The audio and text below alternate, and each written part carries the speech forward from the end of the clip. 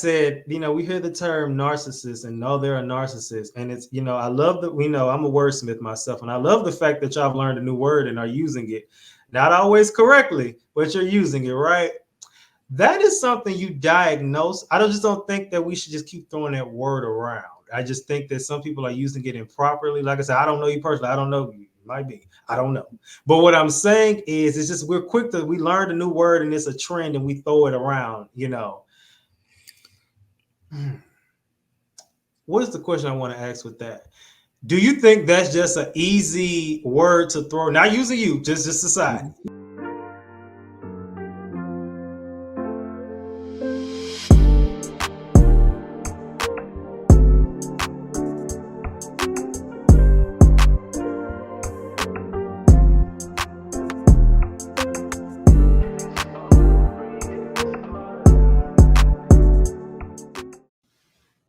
What's up, y'all? So, look, let me just go ahead and keep it short with you.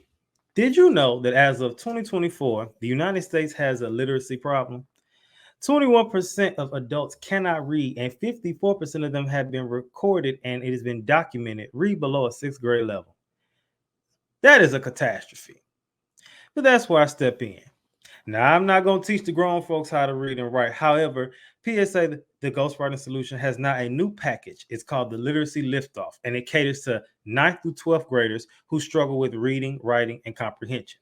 This new tutoring service will offer vocabulary skills, teaching students how to literally write from the bottom, literally teaching them how to do an introduction paragraph, how to do a hook, how to do a conclusion, how to add a little razzle dazzle and how to add their own personal touch to it. Okay.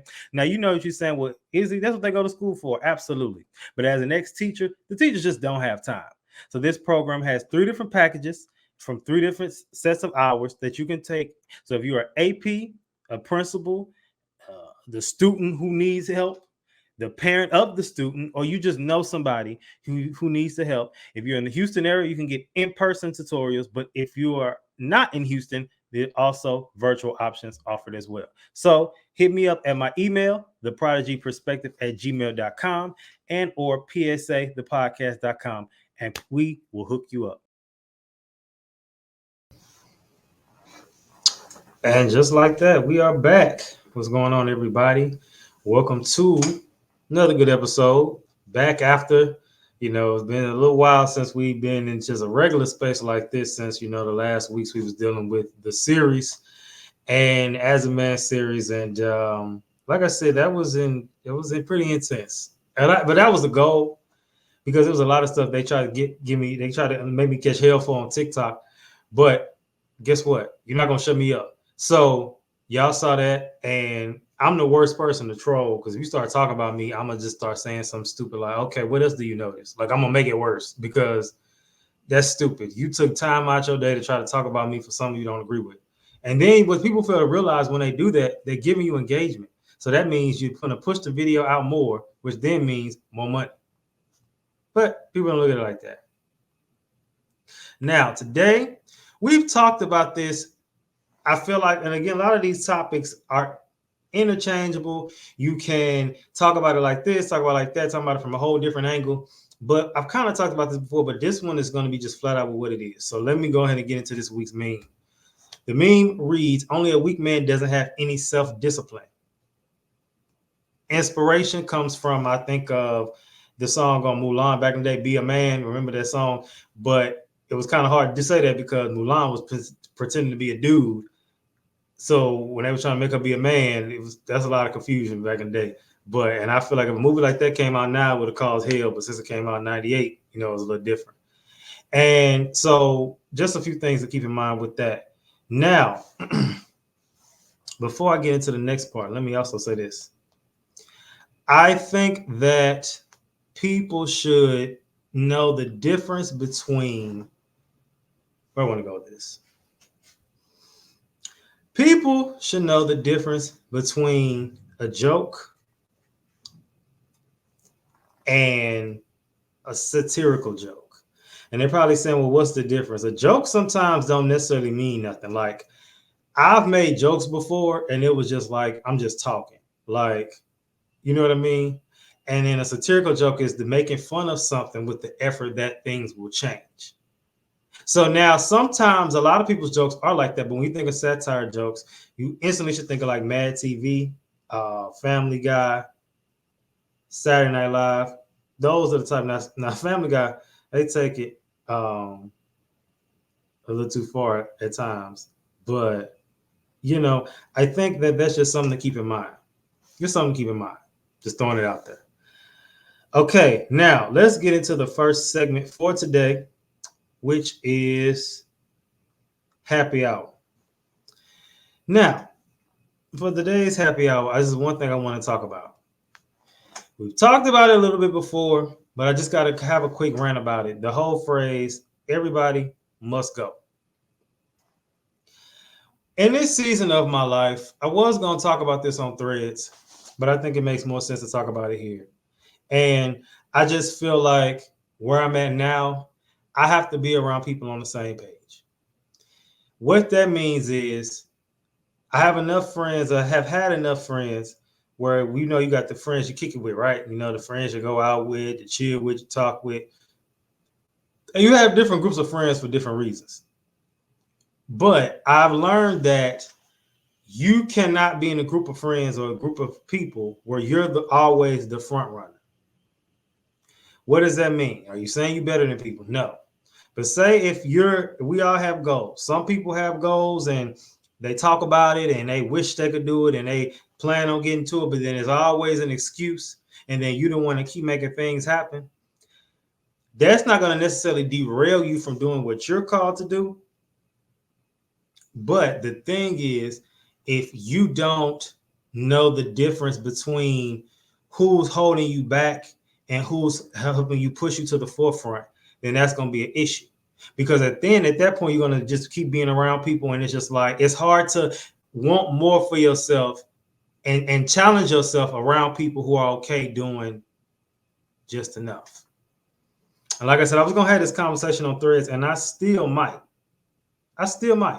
But I just believe that this is something that people need to really check in with themselves this season. And as far as who's their friends, who are they around, who is helping them push them to the next level, and also watching who you say things to, because you don't know what spirits is on people that will try to derail you from what you called to do. So keep that in mind too. Somebody need to hear that. All right. So I have a great guest today. We're going to go more deep into the topic about discipline, men, weak, all that good stuff. So let me go ahead and introduce him. My guy, what's going on? How you doing? Thanks for having me on, Izzy. Yes, sir. So as always, my people online can see you, but for my audio only people, can you tell the people what's your name, where you from, and then can you tell them what you do? My name is DeShaun Jackson. I am a lifestyle coach. Nice to meet everybody. Thank you for taking time out of your day to tune in. I am now pushing the Psych RN Fit brand of motivation, mindset, exercise, and nutrition. I've had 3 years of experience working as a psych nurse as the foundation to help push this, and my life experiences help give me the foundation to master life the way it is from now a new perspective. Okay, we got a lot going on. Okay, I like that. So with that, what inspired you to get to, you got a lot going on. So what inspired you to get to that, to do all of what you're doing? I got to back up slightly. Okay. I was working, so I had some professions. I was working as a sous chef for quite a few years. And I knew at that point I wanted to change. I wanted to get into the medical field. I knew I wanted to work with therapy, but I didn't know quite what. So I became a physical therapy assistant, graduated Mott Community College, did that for about 7 years. And I had an experience as a PTA where basically a higher up told me to stay in my lane. And I took that personal. And then some life experiences with my godmother. She helped motivate me into the nursing field. And I decided to go to U of M Flint, pursue my nursing career. And upon graduation, I ended up at a psych facility, partial hospitalization program for youth and adults, day program from 9 to 3. And I fell in love. I love working with youth and adults, mental health. This was what I was doing. So when I first graduated, I was teaching like everybody else. It was coping skills, go for a walk, play a video game, But then I met my coach and he started teaching me about mindset training. And from there it progressed. And now it's mindset training 100%. Okay, now I got a question. This may be just me being nosy. What was the gender of the person who told you stay in your lane? I'll say this. In the medical field, whether I was a physical therapy assistant or I'm a nurse, currently as a nurse, I am a unicorn or a non-traditional career because predominantly those professions are female and Caucasian. So if that gives you, so I figured, and I just wanted to know to paint the picture for everything going on. So you kind of already told us about your journey from being a physical therapist assistant to now becoming a registered nurse and lifestyle coach. So we got kind of the motivation behind these transitions and kind of going from all these is where you went from where you started to where you at now. And so are you one of those people that feels like every event that took place in life set you up for where you are now? So, now I see it like that. Did I previously see it like that? No, it took me a while to progress and see that on top of just not just the career. I also talk about that. I just finished my 3rd divorce. So I've been through 3 marriages, and those divorces, in hindsight, I see how it pushed me. But at the time, it was crippling. I was dying, it was emotional pain. It was the worst thing ever going on. But in the background, I was still pushing myself with my career and my education. So yes, hindsight 2020, turning around, looking back, now I'm more aware. Okay, good stuff. So now we're going to touch on a few of those things a little later. But first, I always have this part of the episode where I ask, I'm going to name 2 words, and then I want you, or just 2 words, I want you to tell me the first thing that comes to mind. There's no right or wrong answer. All right?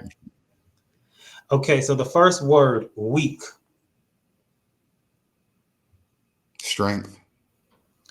The second word is misogyny.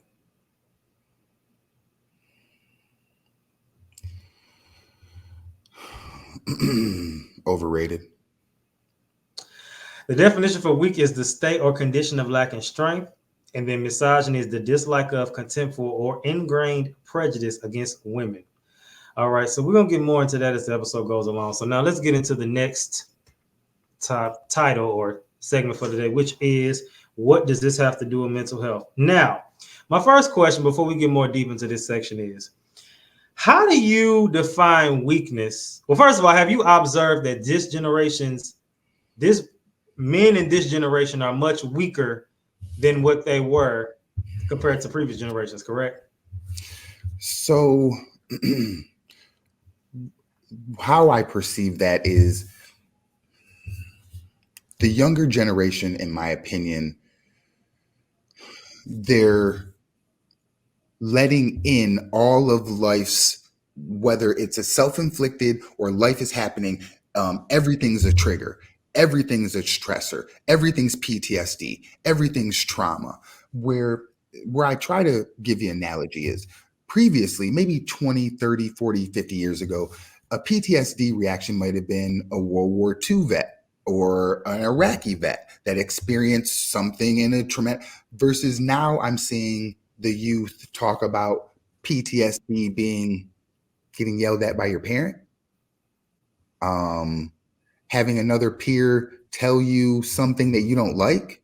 So I try to compare and contrast. Do both of these people think it's PTSD? Absolutely. In my opinion, if I have to scale PTSD, the World War II, and again, there's a whole line in between. I'm just using examples. The soldier, there's no comparison in between what they see in PTSD versus the example being a kid feeling that their parents yelling at them being PTSD. Okay. And I find that interesting because my dad is a licensed counselor. And it was one time we were laughing because we were talking about one of my friends trying to get unemployment. And we were like, because unfortunately he didn't quit. I mean, he didn't get fired. He quit. And I know there's some rules and regularities. Sometimes they allow it depending on what it is. And he was just making a comment about like, well, which it wasn't a lie. He did have some mental health issues during the school year. And I was like, he could use that. And then we kind of laughed because he was like, if it was 20 years ago, that wouldn't have worked. I said, you could. And he was like, they said, you would have said that 10 years ago. They said, man, if you don't go to work, we wish you would say some mental health back them 10, 15 years ago. That wouldn't have worked. But now that can work. And it's a real thing. Although I do feel in some cases people do abuse it.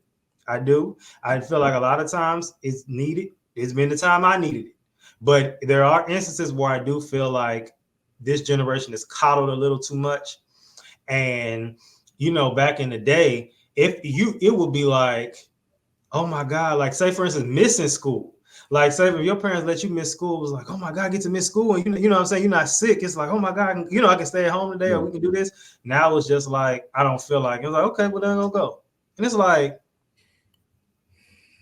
I've worked with a numerous amount of youth that feel dejected about school and just don't want to do it, don't maybe want to go online, don't want to go online, don't want to go in school, period. I've seen it for the last 3 years.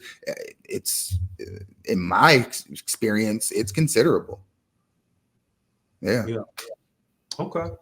So now as we get back into this segment, so we talked a little bit about weaknesses in men. So my question to you is, as the professional, what are some common behaviors or mindsets?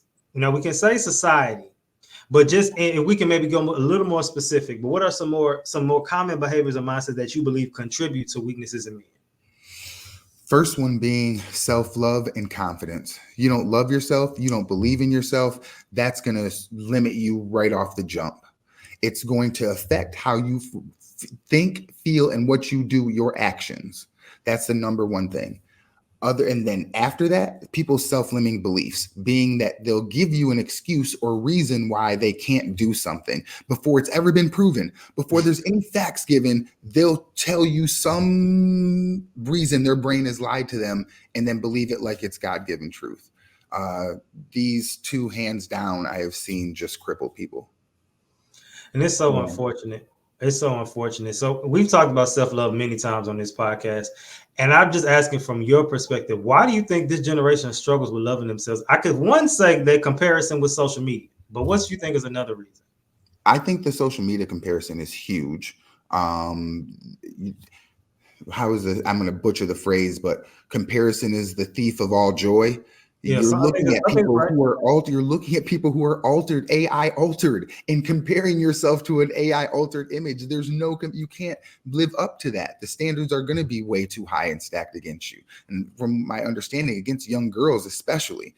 And I can verify again from what I've seen in the last 3 years, I predominantly see in youth is the young women coming to get men. Yeah, that comparison is huge.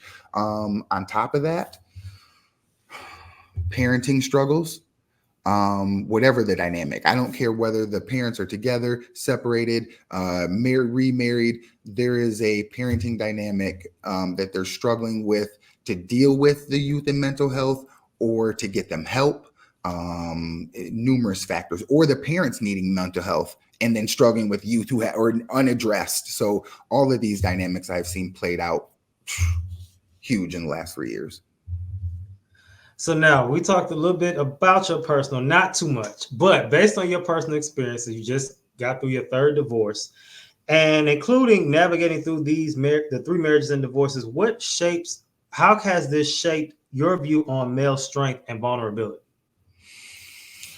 One, just in general, whether it's people or on a macro level, like a Facebook, we tend to want to put our best face forward. And men, we don't want to be vulnerable. We don't want to open up. We don't want to admit that we fail and fuck up and make mistakes and don't get shit right. And so we'll always want to come with our best dressed versus admitting to your people that, yes, I make mistakes, whether life hits me with them or I self-inflict them. It happens and I fail and I fall on my face. And guess what? I pick myself back up. And what happens is when people fall, because whether life happens or it's self-inflicted because they mess up, they shame themselves, and then they want to hide from having to get back up and show the world that, hey, I messed up and now I got to apologize and move back on. Well, this is a part of life. You messed up, I've messed up. There's no listener who's currently hearing this who doesn't have a reason they haven't had to apologize for something they've done wrong. Right. And we've all done something wrong. And also, because you even got through 3 divorces, I want to add in something. Have you noticed that this generation, because back in the day, they didn't get divorces. And if they did, they were in their mid 40s, 50s. This generation is as many people who've been divorced by like 25, 30 even. Why do you think that is?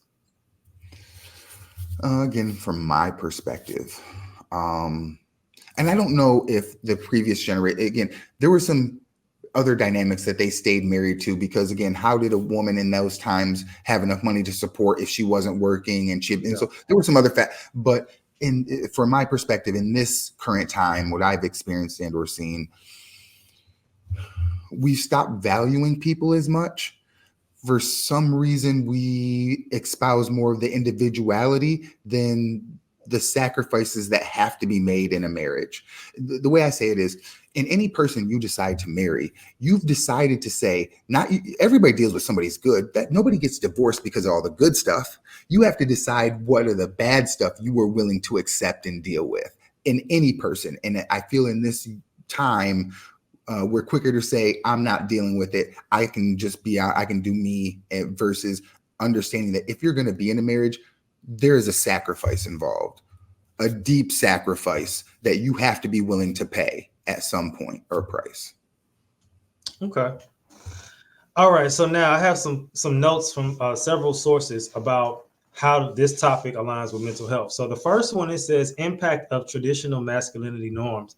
It says, according to Counseling Directory article on men's mental health, societal expectations and traditional masculinity norms discourage young men from expressing vulnerability or perceived weakness. The stoic, tough guy image creates barriers for men to acknowledge and address their mental health struggles, leading to internalized feelings of shame and hindering help-seeking behavior. These norms significantly impact their mental health by perpetuating a cycle of silence and unresolved issues. So with that, I definitely can see that, I don't believe there's a difference between expressing yourself and being a crybaby. Now, because I know some crybabies. But somebody who expressing themselves, there's nothing wrong with that. In reality, I feel like men should express themselves. You can express yourself and be stern and be, this is how it's going to be, or I didn't like that. And a lot of times I think that it's either it's attacked. So if you express yourself, it's either called sassy or you're called mean. So it's like, and then if you do have low self-esteem and self-worth, which I've even struggled with, and you care what people think about you, and you know that this person is not going to be receptive to what you have to say, you just like, I'm gonna just keep it to myself. And now you struggling and going through it, and you then became a pushover. So I feel like people's egos get in the way. Whether you have a bit of information that you can help give people and you don't give it, that's your ego. Or somebody has information they can help you with and they don't give it to you, that's their ego getting in the way. Stop letting your ego get in, not you, people in general, of valuable information that you could help give people, because we're scared of what other people are going to say or think about us. Guess what? They already have their opinion. They're already they've made it or have an opinion about you or are going to, irregardless of what you do or don't do.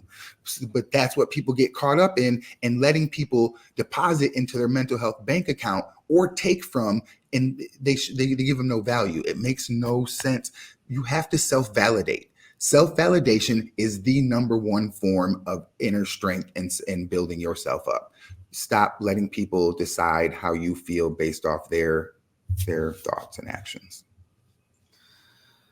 The second one is stigma and help-seeking behavior. The Mayo Clinic highlights the persuasive stigma surrounding men's mental health, which deters young men from discussing their issues openly. The fear of judgment, societal misconceptions about masculinity often prevent men from seeking help, viewing it as a sign of weakness. Now, that's kind of piggybacks off the last one, but during this series that I just did, I had an episode that was spanned over 2 parts, and this was titled, "As a Man, Why Do You Have Anxiety?" So it was to take the joke about, there was a whole list that went out of women saying, well, as a man, why are you doing this? And I took that and kind of to the fun, interested spin on it. And I took a bunch of different topics. And like I said, one of them was, as a man, why do you have anxiety? And in that episode, we talked about anxiety, things that lead to anxiety and things that lead to all these other things. I've also had a friend that now 3 years ago commit suicide. No one even knew he had mental health issues. And we've heard stories about these men hurting themselves, committing suicide, or saying the craziest things, like how they thought about getting in the car and just driving as fast as they can till they crashed. And they don't feel that they can express themselves because a lot of times people have these theories about how men should be. But I said this before and I say it again. What was your masculine representation in your home? Because for a lot of people say that this is how a man should be. And it's like, well, how did you learn that? Did you learn that from YouTube, or you going off what you think? You know, I'm trying to figure out. So go ahead. So for me growing up, the men that I seen and looked up to as a youth, even now, maybe they talk about a few might talk about having anxiety, but why I look up to them isn't necessarily them talking about having anxiety. It's what they do to push through their problems. It's what they do to push through despite their losses, despite all their troubles and traumas and all that. I'm glad whether they decide to share it or don't share it. I don't have to know every little thing, but I know we as men go through things. And if I look up to them for a reason because of how their actions, what they say or what they do, then I know they go through things in life. I know if they're married, they're going through every marriage does. If they got kids, they're going through some stuff. Every kid does. I don't have to know it intimately to know that if I look up to them, they have issues that they go through in life. And what I'm looking at isn't necessarily how they go over but that they push through. And how I can take from that in real time and apply it to my life. The third one is career-related stress and societal expectations. As the noted BMC Public Health study on young males, career-related stress, relationship pressures, and societal expectations of success and emotional expression are often significant challenges impacting young men's mental health. This pressure can lead to anxiety, depression, and other mental health issues. Addressing these challenges with tailored interventions can help men manage their mental health more effectively by providing the necessary support and coping mechanisms. Now, I'm on a slippery slope I believe all this, but I'm on a slippery slope when it says career. Here's why. When it comes to career, a lot of times, I used to have this battle with my mom about jobs because I used to tell her, well, I'm about to email them and see if they've got a chance to review the information. And her initial, she's changed now, but her initial response was, you don't need to be doing all that to check. I'm like, it's just a job checking to see the status.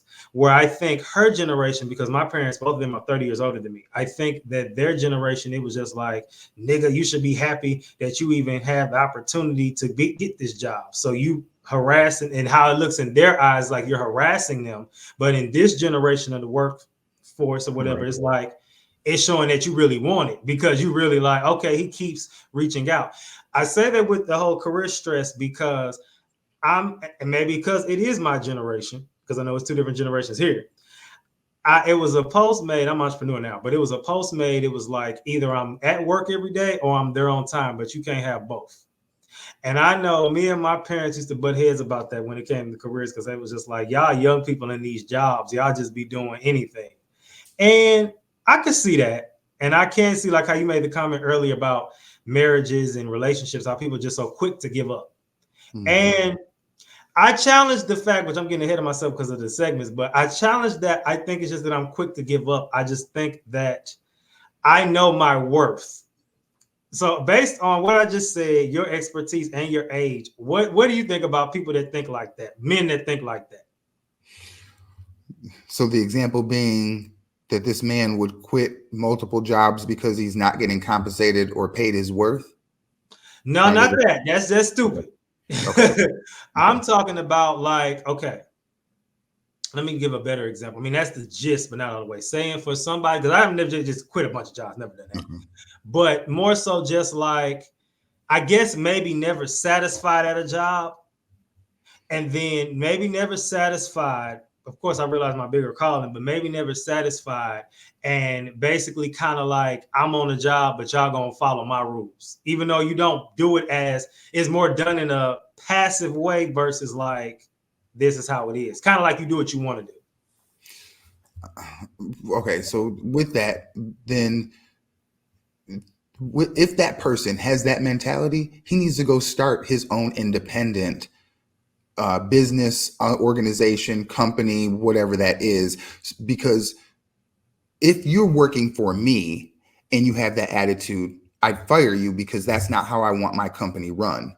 But I get it. If you have that mindset, then good. Go start yours, do what you need to do and run it the way you want to, so you can, because that sounds like somebody who wants to be an entrepreneur mindset, dictate how they want to do it. You couldn't do that under mine. And I could see how that would be a struggle for that entrepreneur to operate under another person's mindset, because they already know how they want to do it. So I could support that, but they would need to then understand, hey, now I need to go out and start my own so I can run it how I want to run it. Right. And then even with that, what will work for me, because like I said, I wasn't just like, you see on the TV shows, people that come in and be like, oh, I'm not doing that. Like, it wasn't like that. But there were some bosses that I did have, because I was in education, so principals, who was kind of like, it was those old school principles, like it has to be done like this. It's like this way or no way. And I'm under the logic of, if it gets done, why does it matter? But I also had some principals who had that mindset too. Well, as long as it gets done. I did notice, we're back at this, I did notice the genders of the people who had the logic of it has to be like this versus the ones who was like, as long as it get done, I don't care. So let's go back to that before I go to my final point about that. So I saw, and I did got the information. I saw that you graduated from college, and when you graduated, it was predominantly white women or Caucasian women, however you want to say it. With that, did you ever feel intimidated or feel as though like you were, I want to keep intimidated, but do you ever feel like you were maybe, I can't ask if you felt like an anomaly because I know that you did feel that way, but did you ever feel intimidated and feel as though this isn't, or I'm doing something different? I can't get the word out, but it's something in that ballpark. So at first it was the knowledge. I felt like the younger counterparts were already coming in with some more knowledge than I had in the field as a physical therapy assistant. So that might have been one mindset I had. And I don't know what they did, but that was a perception of mine. And from being, I was in my 40s, starting back school, it was a little, in my perception, tougher for me to start the education process back up again. So that was difficult. But other than that, making sure, so I had two female professors that took me on, African-American female professors that took me underneath their wing and helped guide me through some of the areas where, because I was a Black man and I didn't necessarily fit in the demographic, it gave me some of the knowledge that I needed and help I needed along the way. Okay. Well, that's good. And that kind of goes to the next part, which before I even get into that, I want to ask, during this process, so you could say that those were kind of like, in a sense, like your in-class support, like kind of thing. So like, who was your support system when you did go back to school and doing all of this? My wife, hands down. Ex-wife, hands down, was biggest supporter through nursing school. When I would, so during nursing school, I failed 2 programs and it pushed me back 1 year. And that year was devastating to me at the time. I didn't think I was going to make it. I thought I invested all this time and was going to fail. And hands down was my biggest supporter. Good stuff. So now the fourth one is mental health literacy and support systems. The Mental Health Foundation emphasizes the importance of improving mental health literacy and creating supportive environments for young men. Educational initiatives, workplace programs, and community outreach can foster awareness and encourage men to seek professional help. Providing culturally competent and male-friendly mental health services help create an inclusive support system, enabling men to view vulnerability as courageous steps towards well-being. Now, I like what you said earlier because I didn't expect that, but I liked it when you said that it's not.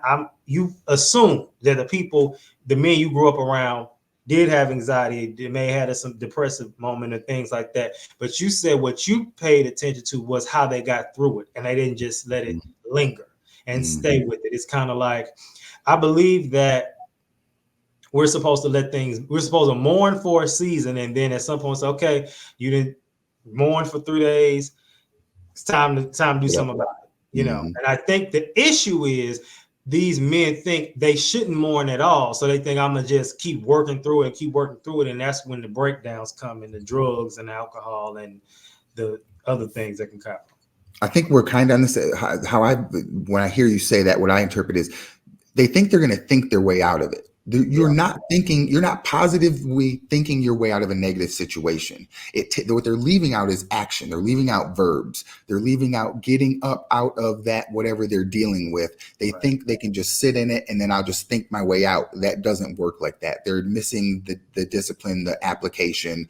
You have to get up. You have to move. It's a verb. That's right. So we know society often has rigid expectations of men. So how do you help your clients break free from these norms and develop their own definitions of strength? One of the ways is through exercise. It's through exercise. It's called a workout because you're working out those negative feelings. There's a reason why you're doing it. I go to a gym not to just push myself aesthetically and physically. It's because I know my body releases serotonin and dopamine over a span of hours. In fact, I don't make major decisions without going to the gym first because I know my perspective on it is going to be different. Mindset, and then I physiologically, through working out, changed my perspective. And I think people misinterpret that, and I think it's just all physical.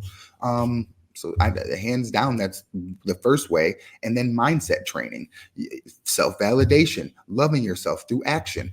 Example, let's make it actionable. People say they're going to quit smoking cigarettes, but what happens is they stop one day, then they start smoking 2 days later, then they stop again, and then they pick it back up 2 or 3 days later. Your subconscious knows you. It knows whether you're going to do this or not, and it sees your repeated starts and stops. Versus if somebody who's quit alcohol or drugs starts for 30 days, then gets to 60, then gets to 90, then your subconscious says, oh shit, guess what? They're done. I need to follow suit and do these new behaviors because they're not doing it's repeated action, daily habits. For sure.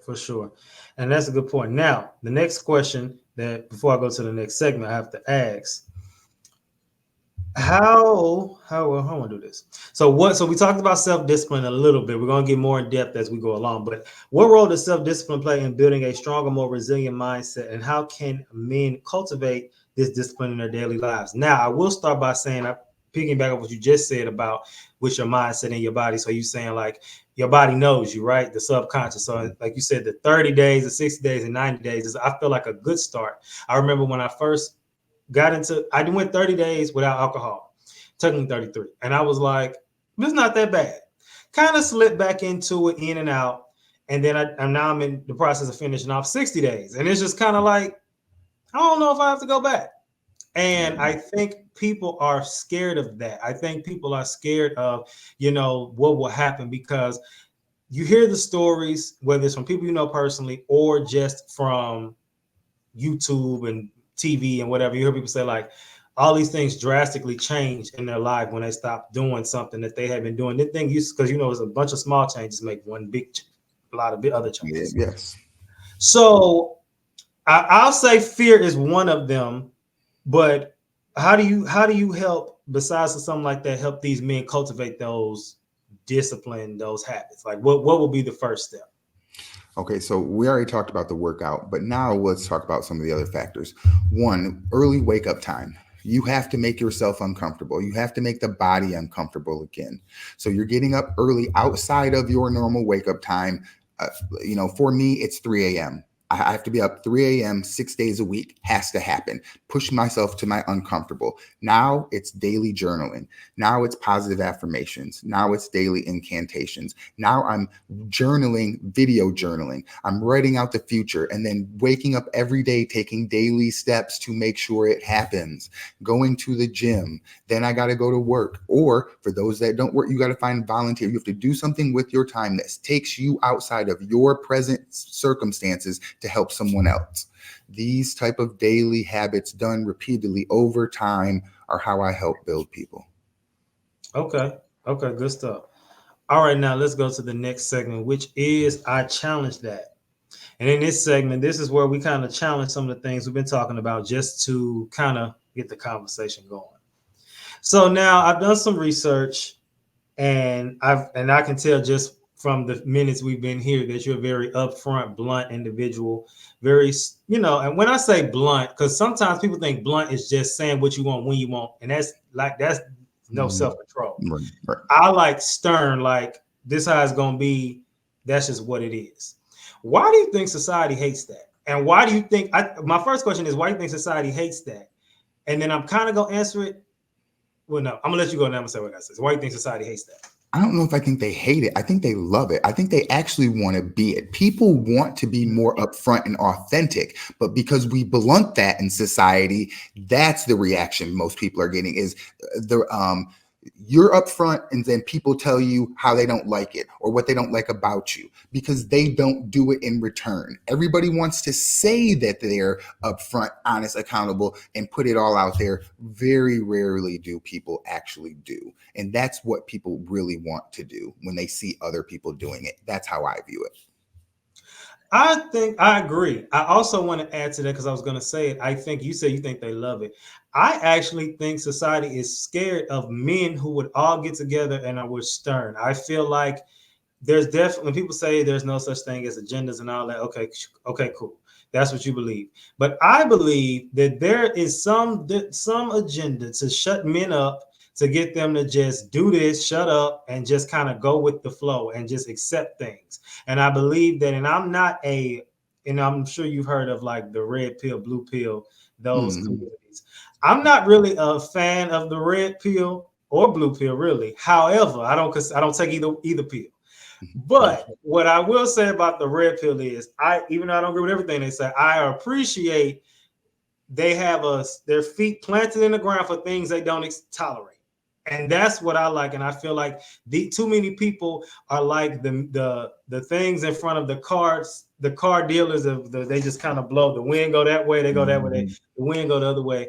And a lot of those men are called misogynistic. Now, I asked you, what does that mean earlier? You said underrated. Overrated. Overrated, my bad. So how would you have you ever been called that before? I haven't. For me, I think their version, if I've been called a narcissist. Okay. Who are you refer to narcissists by? Ex-wife. Okay. And what is your take on the world's, because I said this in some episodes weeks ago. And I said, we hear the term narcissist and know they're a narcissist. And it's, I love that I'm a wordsmith myself. And I love the fact that y'all have learned a new word and are using it. Not always correctly, but you're using it, right? That is something you diagnose. I just don't think that we should just keep throwing that word around. I just think that some people are using it improperly. Like I said, I don't know you personally. I don't know you. It might be. I don't know. But what I'm saying is, it's just we learned a new word and it's a trend and we throw it around, What is the question I want to ask with that? Do you think that's just an easy word to throw? Not using you, just society. Do you think that's an easy word for people to use when they feel like they may not be getting their way? So let me reflect back. This is how my experience when I hear you ask me that. First, when I hear somebody say it, spell it. Second, tell me the definition. If you can't spell it or tell me the definition or the characteristics that I'm exhibiting to be, then we can't have the discussion. You're just not throwing the word out at me no more. I'm not. Spell it, Tell me the definition or the characteristics that I'm exhibiting. Then we can go back and forth and decide what fits valid and what doesn't. So that's how I will address the narcissist from here on out, because I do feel like it does get blanket statement narcissist said out. Okay, spell it, say the definition, tell them what they're actually doing. Exactly. Or just say that instead and leave the narcissist out and say the definition, and you ain't got to spell it. So okay, no, I agree. I just think that it's interesting because it's just like I don't know. I'm gonna get off that for right now. That imposter syndrome, we throw all these out now. Imposters, I don't believe it. What it is you don't have confidence in yourself. You don't love yourself enough. You haven't done enough repeated action over and over for what you're trying to do to believe in yourself. You're right, but you're not an imposter. You don't love. You have to whatever you're trying to do for that imposter that you think you not the person you don't think you are or you haven't achieved yet. Find a coach, somebody who's doing that, and do that. Follow them. And that's how you get there over and over. Even if you fail, you get back up and you do it again. That's not imposter. You don't have enough confidence in yourself. And when I look down, I'm putting timestamps, but I also want to add this about imposter syndrome. I've said this years ago. I said, you don't have imposter syndrome. You have, I sit up and critique everybody else, and now you scared because you were projecting on them. So now it's your turn to get up there. Now you scared. That's all that is. It's just fear, and you just scared. That's why when people say they have that, I just like, and that goes back to my comment when I had my little rant earlier. Like I said, I've gotten to the point where I said I can't be around certain people no more because it's keeping me stuck. It's keeping me to where I'm just like, everyone's talking about doing this, and I hear all these business advice ideas from people that don't have businesses and all these what you should be doing. And I'm just like, and it's just starting to get to the point where first I dealt with it, and I'm just like, this not working. Like, this not working. I might not say it's forever, but I know at this season of my life, I need to be around people that's doing the same thing. Or maybe God got said you need to be isolated for a season. I don't know. But I think that this is just definitely where I need to be because it's just, I don't like that. So what I learned from my coach was we don't listen to anybody anymore that isn't in a position that we want to be in. If you're not in a position that I want to be in, then I don't have to take your advice anymore. Right. Listen to the advice of people who are in the situation you want to be in, because you know what? Those people will never talk about you. They'll never talk about your goals. They'll never talk about your dreams, because you know what? They went through that shit trying to get there. For sure. Definitely. So that's great that you brought up your coach, because it goes to the next question. So you emphasize the importance of habitual construction and personal accountability in your coaching. So how do you reconcile this with the fact that traditional masculinity norms, which sometimes discourage vulnerability, are often root cause of mental health issues in men? So when we talk about vulnerability, I don't believe it's authenticity is vulnerability. Being your authentic self is vulnerable. If you do that, you're going to find you're put in situations where you're like, ooh, I don't know if I want to tell people that. In fact, I always say, let me make it factual. So after I got divorced, I moved into an Airbnb, still there now. Part of my coaching was, DeShaun, you need to show where you're at in life. And I was that authentic. I didn't want to show that I had moved out and all that, but it was vulnerable. I had to be authentically me, or I'm being vulnerable. When you do authentic, it comes across vulnerable. People will see that relate. Your tribe will see that. Definitely. So do you believe your approach addresses the need to dismantle these norms, or could it possibly perpetuate harmful stereotypes? So the norms or the stereotypes are going to be the individual's person's perception of what I say or my teaching.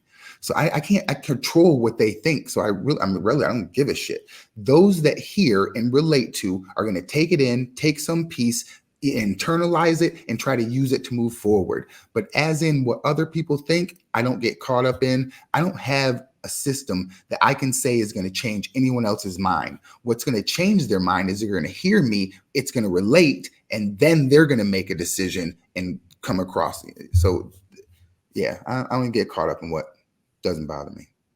So let me ask you this question. It's off script, but if somebody needs to hear this. So you don't care at all what people think about you. That's clear.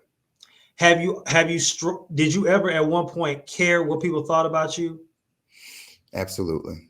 Absolutely. I'm human. Before I started working with my coach, before I started understanding mindset training, absolutely. I would have never projected, shown, put my life out there the way I have now and like this at all because of people's perception.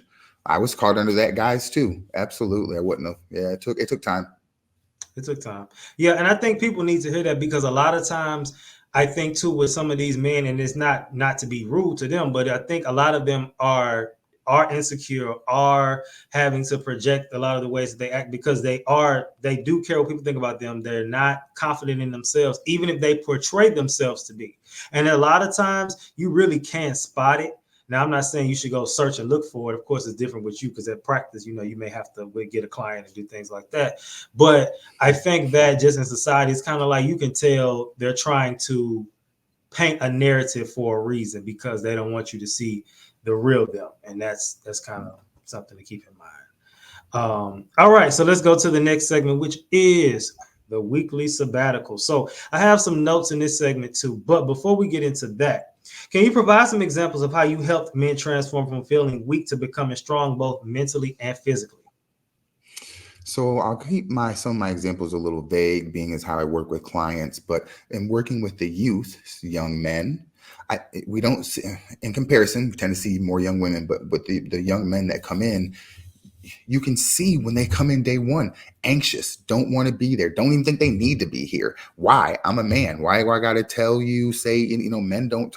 So one, showing them a strong, confident male role model that isn't afraid to talk about mental health, what I've been through to help applicable through, to them. So that's one way through the youth is just, you have to be able to identify and meet them where they're at. I think sometimes we as clinicians or lifestyle coaches, we want to bring our goal is to bring people up, but you have to meet them where they're at to lift them up. So establishing that bond. And when it comes to the men in the program, what I find is they've been dealing with their struggle for so long. I have to get into their armor, because they've had it so long, it's hard to tell them their self-limiting beliefs are what's stopping them. And they're like, no, it's not. It's my medication, or it's my ex or my girlfriend or my family, or, they're quick to have other associations. So having to reel it back into, at some point, you are always in the driver's seat. At some point, you are the common denominator in the situation. Okay. I think that's a great point because I got some notes and it's from this website I found, or this article, and it's by Greg Morse, and it's called Act Like Men. So let me read this section from it. And it kind of goes, and I like the point you made about the armor because it talks about, it says, God's call to masculine strength is distinctively Christian. The Christian man does not rely on self or chariots. He does not strut around like Gaston singing as a specimen.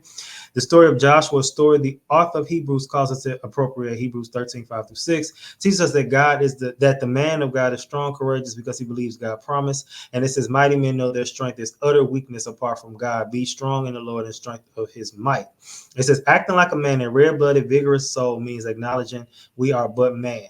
And so with that, I'm going to piggyback off what you just said, because you just made the comment of these men have created this armor. They've created this facade. And a lot of times it is an identity crisis. A lot of times they do try to emulate their favorite rapper. They do try to emulate their favorite, basketball player, football player. And then social media doesn't help because it's like, okay, if I can take the way my favorite basketball player dressed, and then take the way act the way my favorite rapper acts, and then I take this there and I make the hybrid ultimate person, and then you didn't create something God didn't tell you this wasn't even you, and now you wondering why you struggling because you're trying to live 5 different lives, and it's just not good. And so now I did make the comment. We're going back because this section we do kind of reflect on things. I did make the comment about you graduating, but you graduated during the pandemic. How was that? So this is the way even though I had never been to nursing school prior to this, from my hearing from, there was it was hands-on. You had to be hands-on, and the pandemic took a majority of that away from us. They tried to now teach us to nurse online, and nursing at some point is a hands-on perfection, whether I'm injecting a needle, whether I'm doing an assessment, whether I'm helping a patient with oxygen. It's a hands-on. I need to be hands-on, and they were trying to replicate the hands-on through online programs, simulated, where you do a few clicks to try to learn how to take care of someone. And that, to me, was our disjustice in going through nursing school during COVID. I mean, I understand the world was in a pandemic, a lockdown, but I've always said that they should do a study on nurses pre-pandemic, post-pandemic. I'd like to see how that would look. I would be interested to see too, because it was just, I couldn't have imagined being in school during that time. So I was an educator. So I wasn't, we was at home chilling really. And looking back, and what I hated about the pandemic was it was so much chill time. It was just like, I wish I would have enjoyed it more. I was too busy like every day, when is this going to be over? When is this going to be over? When is this going to be over? And in reality, if that was to ever happen again, I'm going to say, you know what? I'm going to just relax, because enjoy myself. I wish I would have, because it was too much. It was too much.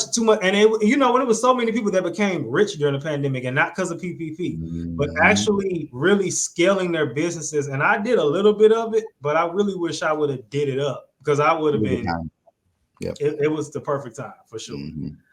So today, because we always got to leave my people with some tips and some things, what practical tools or techniques can men start to using today to begin their journey towards strength and resilience and self-discipline? Let's nail it down. 1, if you knew how to get yourself where you wanted to go in life, you would have done it already. You wouldn't have to consult anybody. You would get up, do the action, and you'd be there.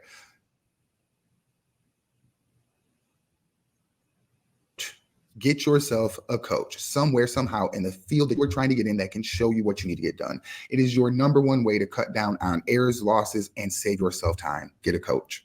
2, get to the gym. You need to work out. It is essential. I don't care what shape you are in, working out in some way, shape, or form, moving the body. Movement is life. It is critical. Number 3, nutrition. It is a foundation, it is a pillar. Your gut is your second brain. There is so much more science on how it affects us and our mental health. You need to track fats, proteins, carbs in real time. It will absolutely benefit you. I've seen what happens in working with numerous patients, whether they struggle under or over or don't eat the right nutrition, period. It affects them. Those 3, hands down, if you were to do daily, would have a monumental impact. And if you were to add the 4th, mindset training, that person's a powerful individual. Okay, so now let me ask you this as far as the nutrition thing, because we live, obviously people fail to realize, and a lot of people I've seen personally, especially obviously men, they think, especially the ones who grew up playing sports, it's like, I can eat what I want and just go work out hard. And they're starting to see that that's catching up. And sometimes even if it doesn't catch up in the physical physique, it may catch up internally to where, I've known people who take my age, I'm just turned 30 this year, who are on high blood pressure, cholesterol medicine. They actually tried to put me on it, but I changed some things and I got it down. I went in one time, they was trying to put me on it, and then I came back, then they was like, if it's up the next time, then we're going to put you on it. But I still would have took it, but whatever. Anyway, so I went back and it was drastically lower. And the nurse looked at me, she said, what are you doing? I said, I started incorporating going raw, not that kind of raw, going raw with like raw fruits and vegetables. Not every, I may do a day or 2 out the week. And sometimes I may do 3 days. The longest I've done is 4 days. I want to do 7 days. So I might try to challenge that before the year is out, just because I know I feel like I had a whole new body if I did that. So I want to try that. So y'all need to hold me too, because I do want to try it. But I had a homeboy, he was like, I couldn't do it. I couldn't do it for a day. I'm like, I like to eat. I just feel like if I can do it, anybody can do it. What is your take though on cheat days? Because you're very physically fit and you obviously know the physical, the physical elements of dieting and working out and all that stuff, as well as the nutrition piece, which a lot of people don't always get. What is your take on cheat days, cheat meals? What's your take on that? For me, no such thing. If you want something in particular, you then need to learn and educate yourself on how to fit it into your macronutrition. If you can't not fit it into an way into your macronutrition, in my opinion, it needs to be cut from your diet. That doesn't mean you can't have it in smaller amounts or in moderation. That's why I still enjoy things that I like in smaller amounts and in moderation. But I have found a way to fit them into my macronutrition. If it doesn't fit, it gets kicked out. Yeah, so just give an example to somebody, instead of the whole waffle and just not counting the syrup, maybe do half the waffle, maybe do a teaspoon of syrup. Some Right. sugar free, yes. Now again, some people, now you got to pick your point, however you want to look at this. Some people, I will say, I don't drink sugar-free drinks because of I drink sugar-free drinks. That's where I make a sacrifice. I can't have a full 2 liter, but I can have 2 Diet Cokes with don't feel. So this is where I decide to make some of my cuts, is in ways like that. Is the juice diet pot or juices? I'll go diet juices. Low calorie, absolutely. I get the sugar-free packets all day long. I still get the juice, but I can't have the calories. Got it. And it's interesting when some people will say, like, who don't work out and aren't physically fit, will say, "Oh, I don't do the diet stuff because that's unhealthy." And I'm like, well, I mean, you don't work out either, and that's not healthy. So hey, yeah. you gotta pick your poison. Gotta pick your poison. That's right. So, last few questions. So, as someone who's navigated successfully through multiple professional and personal challenges, what is the most important lesson you learned about building strength? And we can talk about physically and mentally and emotionally. Physically, mentally, emotionally. Biggest thing I've learned is self-validation. In those times, whether you are physically working out, there's going to be times where the weight feels like it's winning. You have to self-validate. There's times when going through life where life feels like it's winning. You have to self-validate. There is times with your professional and your career, it's going to feel like you're not pushing, advancing, getting financially, getting where you have to self-validate. It's applicable through all 3: mental health, physical, and they're not just applicable through that, like they're separate. These themes are all interconnected. So it's a holistic approach. Okay, definitely holistic. I like that. And how can our listeners connect with you and learn more about programs at Psych RN Fit? All right. So first, you can find me on Facebook now, if you're not watching, DeShaun Jackson, DeShaun Jackson, or you can find me on Instagram under the Psych RN Fit, PsyChrnFit. And you can also email me, same thing, PsychRN. And let's get you right. 2025, we're into August. 2025 will be here before you know it. If you haven't been doing anything, working out, getting your mind right this year, you're behind. Let's get you right for 2025, because in reality, you got to start now. Wait until January, you put yourself behind. For sure. And so, just so people that don't know, give them a brief breakdown of what Psych RN Fit is so that they can know what they're signing up for. So if you decide to sign up for me, when you do, you're getting mindset training. You're getting nutrition, macronutrition. We go over it. We dial you in. We go over your self-limiting beliefs, why you struggled so far, any limitations physically. I have an exercise app that I set you up with, programmed with exercises, not just at the gym. I've got exercises over multiple. You can do them from home. I've got you covered. Your macronutrition, we dial in. We have weekly sessions. We have goals that we set. We have weekly meetings. We get you on the team and we talk about other people, how they're working through, because you're not the only one. Okay, because sometimes people need that support. We talked about that earlier. A lot of people just can't do it by themselves, but you got to find what works for you. So last question today has been great. Is there any final advice you'd like to share with young men who are determined who are determined to stop being weak. They've come into agreement with it and realize, dang, I have been weak. You know what I mean? And that's okay, because if you at least you stop making excuses and realize, you know, dang, I've been struggling, I've been slacking. So what would your final advice be to them to become strong and overcome that? You have to take action. You have to take some form, shape of action. I don't care if you're pushing yourself educationally, in your career, physically, mentally. It requires action. You have to get up and move and make these things happen. Go get the application. Go to school and apply. Go to the gym, work out. Go for a walk. Work on your. These things are not just going to come to you and happen by happenstance. It's a verb. Get up, move, do it. If you don't know how, again, goes right back. Get yourself a coach. And that's the thing. Get you a coach or a mentor, because that's support. Sometimes I think, if nothing else, this episode has many gems, but I really hear it. Get you some support, because a lot of us try to do it in our own strength and you can't. So keep that in mind. This has been a great conversation. This is definitely going to be a lot of gems dropped, been dropped, and hopefully everything they can and incorporate to their daily routines and change some things around. So thank you again for pulling up on us at the PSA podcast today. That's all we got for y'all. Tune in next week. PSA signing out. Always remember, keep your head up like your neck hurt. Remember who you are.